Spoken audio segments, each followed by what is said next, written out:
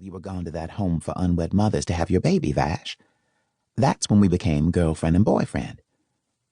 Vashti nodded. But he left here 2 years before we finished school and rarely came back. How did the two of you keep the relationship going? Bryce took a sip of her wine. You recall my mom's youngest sister, Janice? The one who moved from Canada to live in D.C.? Yes.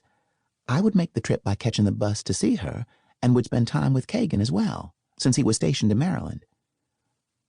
Vashti seemed to mull over that admission. I remember in our senior year how you would occasionally take the bus on the weekends to visit your aunt. I can't believe you never told me what you were doing and where you were going, Vashti said in an accusing tone. I wanted to tell you, Vash, but you were in your own little world during that time.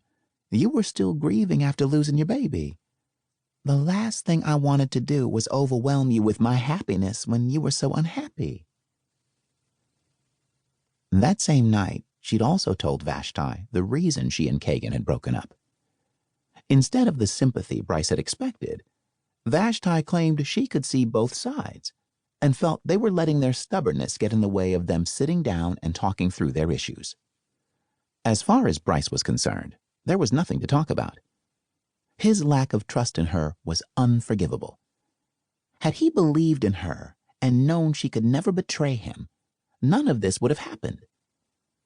A part of her wished the hurt he'd caused could somehow eradicate her attraction to him.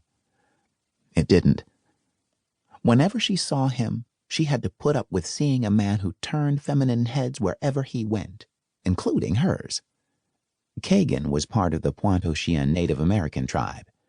He was ultra handsome, and the mass of silky black hair that flowed around his shoulders made him look wild, untamed, and absolutely gorgeous.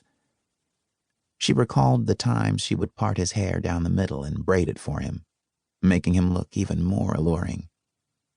Usually he wore it in a ponytail, but not tonight. Bryce recalled telling him just what seeing all that hair flowing around his face did to her. How hot it made her feel. How so turned on she would get. That had been years ago, but she of all people knew Kaegan never forgot a thing. That made her wonder if he'd worn it down purposely to make her remember. Over the years, his features had matured. He no longer had the look of the cute boy she'd fallen in love with so many years ago. His eyes appeared to have darkened somewhat, but were perfect for his brown skin tone. His high cheekbones had always been his most captivating asset. They still were. Even with that dimple in his chin that couldn't be ignored. The dimple became even more defined whenever he smiled, which was rare when he saw her. She had a tendency to elicit his frowns.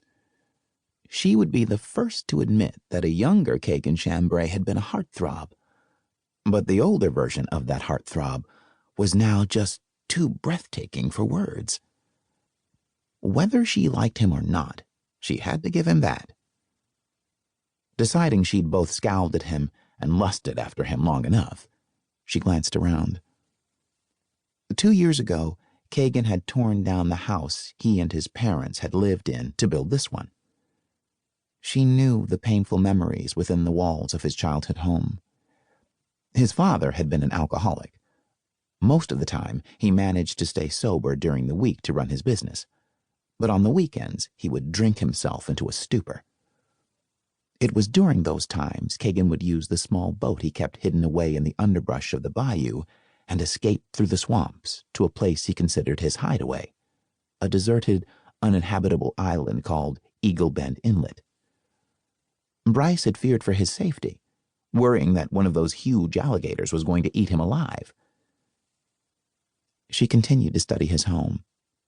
She'd never been given a grand tour, like a number of others, but she liked the parts she'd seen. It was right on the bayou, on land that had been in the Chambray family for generations. She could imagine waking up here every morning to such a gorgeous view.